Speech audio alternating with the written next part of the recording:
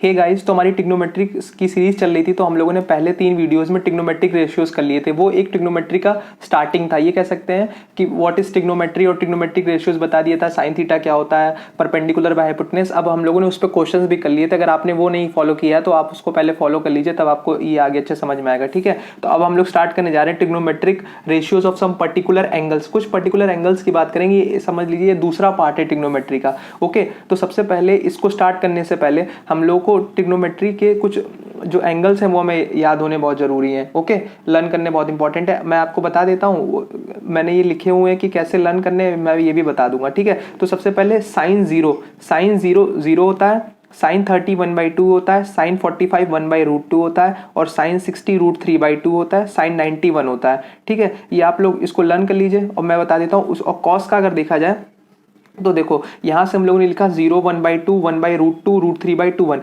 बस इसको हम लोगों को नीचे से लिख देना है कॉस को, कॉस का तो 0 1/2 1/√2 √3/2 1। ठीक है, तो ये इस तरह से ये होता है। आप लोग 1 2 3 बार जब क्वेश्चन प्रैक्टिस करेंगे ना तो आपको याद हो जाएगा। ठीक है, तो देखो आप लोग इसको लर्निंग कर लीजिए, इससे कोई मेथड नहीं है। Sine 0 0, sine 30 1/2, sine 45 1/√2, sine 60 √3/2, sine 90 1। ठीक है, cos 0 1, cos 30 √3/2, cos 45 1/√2, cos 60 1/2, cos 90 0। ठीक है, ये एंगल्स हैं। इसी तरीके से tan का भी, अब tan थीटा हम लोग जानते हैं क्या होता है। tan थीटा होता है sin theta by cos theta. ठीक है, तो अगर हम लोग 0 को 1 से डिवाइड करेंगे तो 0 आएगा, और 1/2 को √3/2 से डिवाइड करेंगे तो 1/√3 आएगा, और 1/√2 को 1/√2 से डिवाइड किया है तो 1, और √3/2 को अगर हम 1/2 से डिवाइड करेंगे तो √3 आएगा। ठीक है,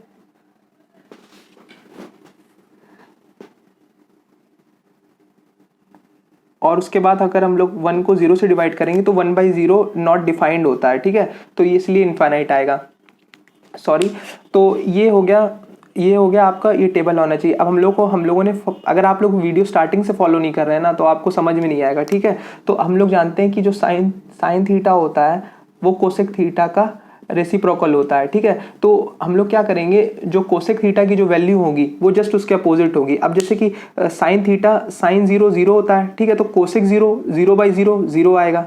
ठीक है, इसलिए कोसेक 0 0।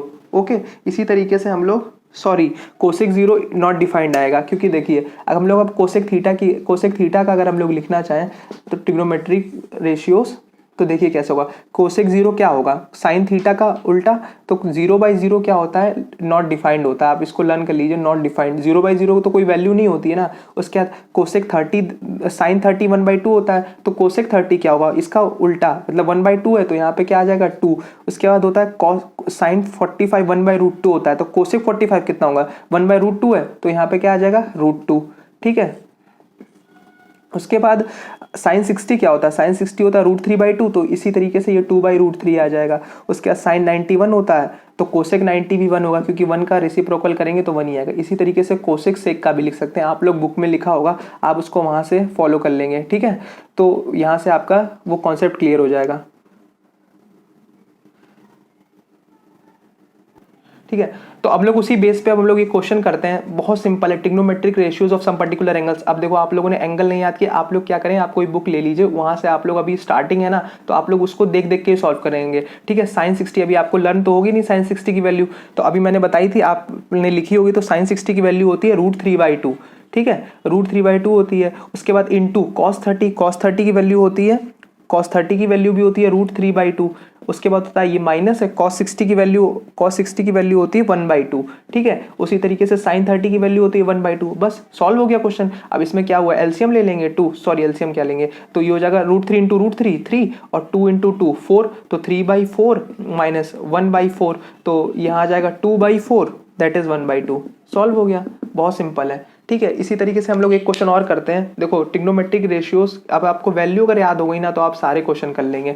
और वो आप देखिए क्वेश्चन अभी आप स्टार्टिंग में देख के भी करें तो कोई दिक्कत नहीं है, लेकिन आप जितना ज़्यादा क्वेश्चन प्रैक्टिस करेंगे ना उससे आपकी और तेज हो जाएगी। ठीक है, तो दूसरा क्वेश्चन है कि tan 30, आपको ये क्वेश्चन खुद करें, tan 30 into cosec 60 plus tan 60 into sec 30, ठीक है। अब हमको ये इसकी वैल्यू सॉल्व करनी है, तो tan 30 हम लोग जानते हैं, tan 30 हम लोग जानते हैं 1/√3 होता है, ठीक है। उसके बाद cosec 60, देखो cosec 60 कैसे, sin 60 क्या होता है, sin 60 होता है √3/2, तो ये cosec 60 क्या होगा, उसका उल्टा, दैट इज 2/√3 प्लस tan 60 क्या होगा, √3, tan 60 की वैल्यू √3 होती है। और sec 30 मतलब cos 30 क्या होता है, cos 30 होता है √3/2, तो sec 60 होगा 2/√3, ठीक है। तो अब हम लोग क्या करेंगे, इसका एलसीएम बोल रहा हूँ मैं, इसको मल्टीप्लाई कर दूंगा, 2 × 1 2 और √3 × √3 दैट इज 3 प्लस √3, यहाँ से √3 कैंसिल हो जाएगा तो यहाँ पे 2 आ जाएगा। अब सिंपली से सॉल्व भी तो करना है, सॉल्व तो आप सब कर सकते हैं।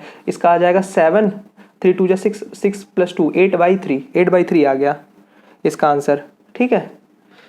आप लोग अब ये तो आपको कैलकुलेशन ही करना था ना, ये तो आपको कैलकुलेशन ही करना था, तो ये कैलकुलेशन करके आप 8/3 आएगा, ओके, ठीक है। अभी हम लोग और क्वेश्चन करते हैं। देखो क्वेश्चन प्रैक्टिस से हो गए तो आपका क्या होगा कि आपका जो लर्निंग पावर होगी उससे इंक्रीज हो जाएगी, ठीक है। सारी आप लोग टेबल याद कर लेंगे ना तो उससे और होगा, ठीक है। हाँ, तो हम लोग ये क्वेश्चन करते हैं। देखो क्वेश्चन ये है, cos 60 × cos 30 minus sin 60 × sin 30, इसको हमें cos 90 के इक्वल प्रूफ करना है, ओके, ठीक है। तो हम लोग को क्या करना है, cos 60 की वैल्यू क्या होती है, cos 60 की वैल्यू होती है 1/2, इसी तरीके से cos 30 की वैल्यू होती है √3/2 माइनस sin 60 की वैल्यू होती है √3/2 इंटू sin 30 की वैल्यू होती है 1/2। अब इसको सॉल्व करते हैं तो यहाँ क्या आएगा, ये आएगा √3/4, ये आएगा √3/4 माइनस ये आएगा √3/4, सॉरी √3/4 आएगा, तो ये कैंसिल होके आ जाएगा 0। और हमें पता है कि cos 90 की वैल्यू क्या होती है, cos 0 की वैल्यू 1 होती है और cos 90 0, तो हमको ये जो वैल्यू थी ना हमको इसको प्रूफ करनी थी, तो देखो प्रूफ हो गई एक ही बार में, ठीक है। तो ये बहुत सिंपल क्वेश्चन होते हैं ट्रिग्नोमेट्रिक पर्टिकुलर एंगल से, हम लोग धीरे धीरे करके आगे बढ़ेंगे, ठीक है। हम लोग और क्वेश्चन करते हैं। क्वेश्चन दिया हुआ है सपोज कि tan 60 minus tan 30/1 plus tan 60 into tan 30। अब हमें क्या करना है, इसको tan 30 के इक्वल प्रूफ करना है। अब हमें पता है tan 30 की वैल्यू क्या होती है, 1/√3 होती है, इसका मतलब हमें इसकी वैल्यू 1/√3 के इक्वल लानी है।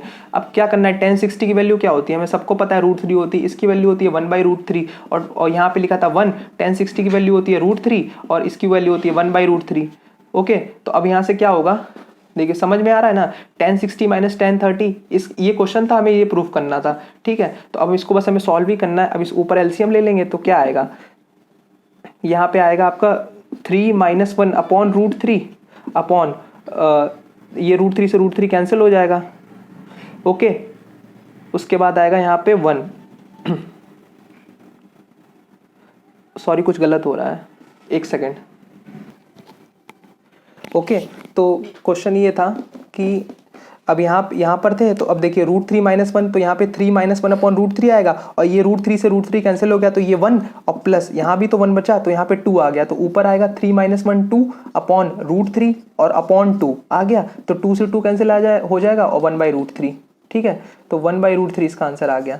तो इस तरीके से प्रूफ करना था इसको, बहुत सिंपल था ये, ठीक है। अभी एक और क्वेश्चन करते हैं इसी बेस पर।